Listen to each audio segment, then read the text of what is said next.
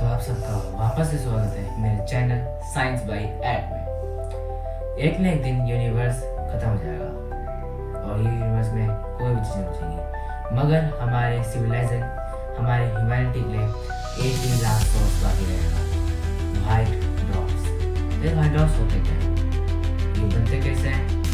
इनमें क्या कहा जाता है कि साइंटिस्ट इन्हें रेड ड्रॉप से ज़्यादा हैबिटेबल बनाते हैं। मेरा नाम है, आप देख रहे हैं, so let's get started।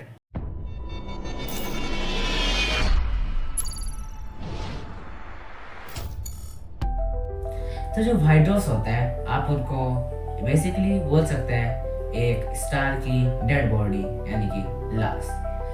और ऐसा मैं क्यों कह रहा हूँ? क्योंकि जैसे कि मैं आपको अपने पिछली वीडियो में बताया था रेड ड्रॉप्स वाले में, इसकी लिंक मैं आपको डिस्क्रिप्शन में दे दूंगा। उसमें मैंने आपको बताया था कि कैसे एक स्टार फॉर्म होता है एक प्लैनेटरी नेबुला से। तो मैं आपको उसका एक मिनट कैप दे देता हूँ। जो स्टार फॉर्मेशन होता है वो न्यूक्लियस होता है, प्लैनेटरी न्यूक्लियस।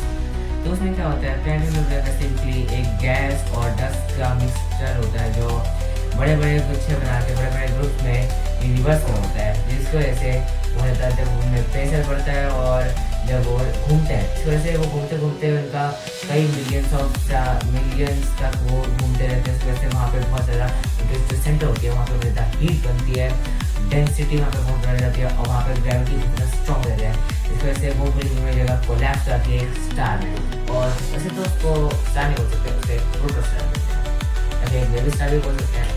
इस वजह से वहाँ पे न्यूक्लियर फ्यूजन स्टार्ट होता है, इस वजह से स्टार बनता है।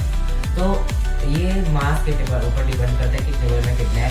तो एक वाइट ड्रॉप कौन सा प्लैनेट में कौन सा स्टार बनेगा। जैसे कि अगर इसमें बहुत कम मास है तो फिर वो ब्राउन ड्रॉप बनेगा, जिसके बारे में मैं आपको अपने अगली वीडियो में बताऊंगा। और अगर उसमें थोड़ा ज़्यादा मास हुआ ताकि वो सस्टेनेबल रहे न्यूक्लियर फ्यूजन के लिए, तो फिर वो रेड ड्रॉप बनेगा। अगर उसमें मीडियम मास रहा तो फिर वो हमारे सन जैसा एक स्टार बनेगा। मगर अगर उसमें कोई ज़्यादा ही मास हुआ तो फिर वो एक मैसिव स्टार बनेगा। तो अगर मैं आपको बताऊं, मैसिव स्टार्स जो है ये वाइट ड्रॉप की कैटेगरी से हट जाते हैं, क्योंकि जब मैसिव स्टार्स मरते हैं तो वो या तो सुपरनोवा में होता है, वो उनमें या तो न्यूट्रॉन स्टार बनते हैं, नहीं तो वो एक ब्लैक होल में कोलैप्स होते हैं। इसके बारे में हम अपने आने वाले स्टार सीरीज के वीडियोस के में बात करेंगे। तो अब हम शुरुआत करते हैं अपने सबसे पहले रेड ड्रॉप से।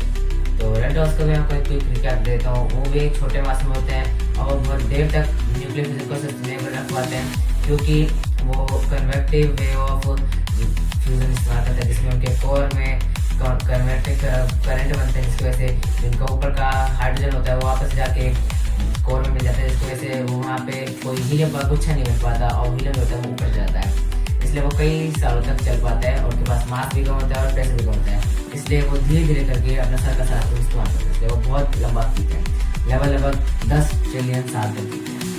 हाँ, मगर उनमें रोशनी बहुत कम होती है और वो लाइफ के ज़्यादा सस्टेनेबल हैं, मगर वो इतने ज़्यादा नहीं, क्योंकि उनमें कई जगह पे डार्क स्पॉट्स होते हैं, जिस वजह से वहाँ के उनकी लाइफ जो 40% तक गिर जाती है, 40 से 50% तक, जिसकी वजह से एक प्लैनेट का वाटर बर्फ में बदल सकता है। और कई बार वहाँ पे बहुत सारे पावरफुल न्यूक्लियर और सोलर स्टॉर्म्स आते हैं, जिसकी वजह से वो 2 गुना तक साइन कर सकता है। इसकी वजह से पूरा उस प्लैनेट का एटमॉस्फेयर हो सकता है। मगर वाइट ड्रॉप्स अलग होते हैं, वो बहुत ज़्यादा शांत रहते हैं और वो एकदम आराम से अपना एनर्जी निकालते हैं और हर जगह इवनली डिस्ट्रीब्यूट करते हैं।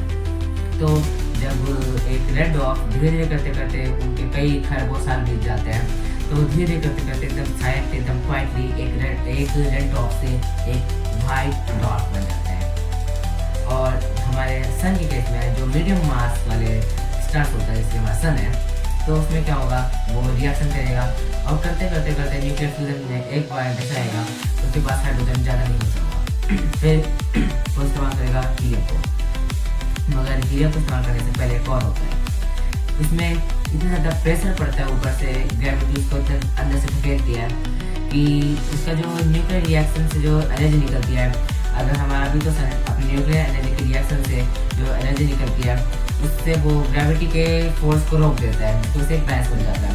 मगर जब हाइड्रोजन पूरा यूज हो जाएगा तो फिर सन के पास कोई ऑप्शन नहीं बचेगा रेडिएशन निकाल के उसको बैलेंस करने का। फिर कोर जो उस कोर के ऊपर बहुत ज़्यादा इमेंस अमाउंट ऑफ प्रेशर पड़ेगा, जिसकी वजह से हीलियम जो कि एक हाइड्रोजन से ज़्यादा हैवी एलिमेंट है उसका भी फ्यूजन स्टार्ट हो जाएगा। फिर वो धीरे धीरे करते करते और हैवी एलिमेंट्स बनाएगा हाइड्रोजन से, और कार्बन, ऑक्सीजन, मैग्नीशियम, सिलिकॉन और आयरन। और ऐसे ये तो वैसे आयरन वायरन तो न्यूट्रॉन स्टार में आ जाते हैं। तो फिर जब हीलियम का वो न्यूक्लियर फ्यूजन स्टार्ट होता है तो ज़्यादा प्रेशर बढ़ जाता है यूनिफॉर्म में ग्रेविटी की वजह से, और टेम्परेचर भी हाई हो जाता है, तो उसकी वजह से वो हीलियम का फ्यूजन स्टार्ट हो जाता है और वो बहुत रेडिएशन निकालता है। इसकी वजह से वो बहुत ज़्यादा एक्सपैंड कर देता है। वैसे हमारे सन के केस में वो इतना ज़्यादा एक्सपैंड कर जाएगा, और ये कोई कम एक्सपैंड नहीं है कि वो एक दो गुना बड़े हो जाएंगे, नहीं, वो बहुत बड़े हो जाएंगे।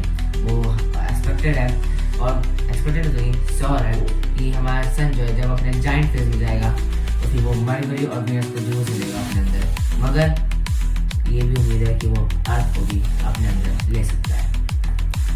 तो फिर जब वो होता है तो फिर वो अपने आउटर लेयर्स को श्रेड कर देते हैं, फिर बीच में बचता है छोटा सा कोर जो कि एक अर्थ के साइज का होता है, मगर उसका मास सन के आधा होता है। और वो यूनिवर्स में कुछ डेंसेस्ट ऑब्जेक्ट्स है उनमें से तीसरे नंबर पे आता है, और वो होते हैं व्हाइट डॉर्फ। तो जो व्हाइट डॉर्फ होता है वो बहुत ज़्यादा हॉट होते हैं, क्योंकि ये नहीं कि वो न्यूक्लियर फ्यूजन कर होते हैं, नहीं, ये बात नहीं है। वो उनके अंदर जो हीट है वो ट्रैप हो जाती है, और जो हीट बाहर जा पाती है वो जाते जाते बाहर तो आ जाती है, मगर जैसे कि आपने सुना है कंडक्शन बेस्ट वे होता है, मगर उसके पास कोई है ही नहीं जगह, क्योंकि वो वैक्यूम में है। तो फिर वो रेडिएशन से धीरे धीरे करके एकदम स्लोली होता है, जिससे उसको कई बिलियंस ऑफ बिलियंस ईयर लगते हैं। अप्रॉक्सीमेटली उसको 100 बिलियन ईयर लगेंगे पूरा कूल डाउन होने के लिए और एक ब्लैक डॉर्फ बदलने के लिए, मैं अगली वीडियो में बात करूँगा। और मैं जो व्हाइट डॉर्फ्स होते हैं उनके जो सरफेस टेम्परेचर होता है वो हमारे सन से लगभग 4 से 5 मिनट होता है, लगभग 20 से 25,000, और कई बार तो 2 लाख में पहुँच जाता है जब वो एकदम नए फॉर्म होते हैं। और वो उनके अंदर जो डेंसिटी होती है वो इतना ज़्यादा डेंसिटी इसलिए होती है क्योंकि वो पूरा कोर इतना ज़्यादा प्रेशर पड़ जाता है कि वो सिर्फ एक धरती का साइज का होता है, मगर उसका जब मास आधे सन होता है। इसका एग्जाम्पल है, इसकी डेंसिटी का एग्जाम्पल है तो एक इसका टीस्पून के बराबर ही लगभग एक कई टन के बराबर होगा। तो आज के लिए बस इतना ही, और मैं अपने स्टार सीरीज के बारे में और भी वीडियोस लाऊंगा, तो आप देखते रहिएगा। तो मुझे उम्मीद है आपको इस वीडियो से कुछ ना कुछ नया सीखने को मिला होगा। अगर आपको वीडियो अच्छी लगती है तो इसको कमेंट, लाइक और शेयर और सब्सक्राइब जरूर से कीजिएगा। तब तक के लिए जय हिंद, जय भारत।